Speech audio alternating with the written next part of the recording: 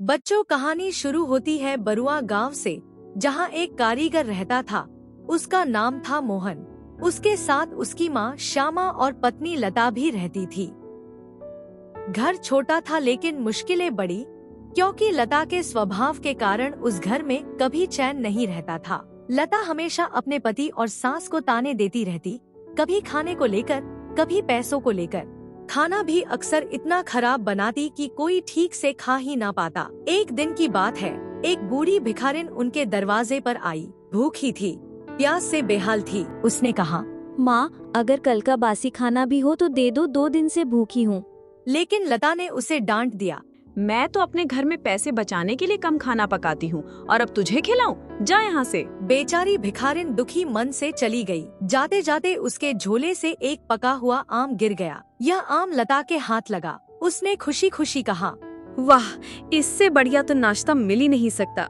लेकिन उस आम को खाने के बाद जैसे लता के भीतर अजीब सी भूख की आग जल उठी। उसे बार बार खाने की तलब होने लगी। आंखों के सामने फल, मिठाई, खीर, जो भी आता वह सब अकेले चट कर जाती। और जब माँ श्यामा पूछती कि सब कहाँ गया, तो बहू झूठ बोल देती, कहती फल में कीड़े थे, बिल्ली खा गई, कुत्ता घुस आया। धीरे धीरे मोहन को भी शक होने लगा। एक दिन उसने अपनी पत्नी को रंगे हाथों पकड़ने की ठानी। उसी रात जब लता चुपके से रबड़ी, मालपुआ और नमकीन ढूंढने लगी तो कुछ नहीं मिला। तभी मोहन और उसकी माँ ने उसे पकड़ लिया। सच सामने आ गया, घर का अच्छा खाना कभी उन्हें नहीं मिला, क्योंकि लता सब खुद ही खा जाती थी।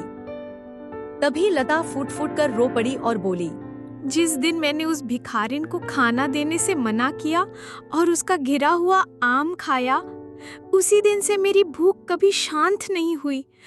मुझे समझ ही नहीं आया कि मैं क्या कर रही हूँ।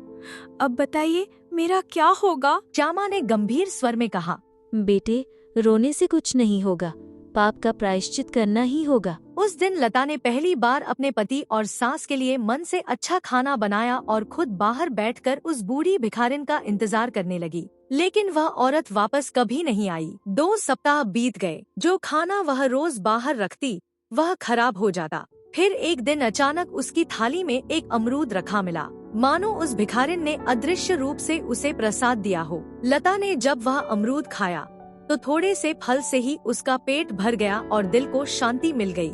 आंखों से आंसू बह निकले। उसने वहीं कसम खाई, आज से मैं कभी किसी भूखे को खाने के लिए मना नहीं करूँगी।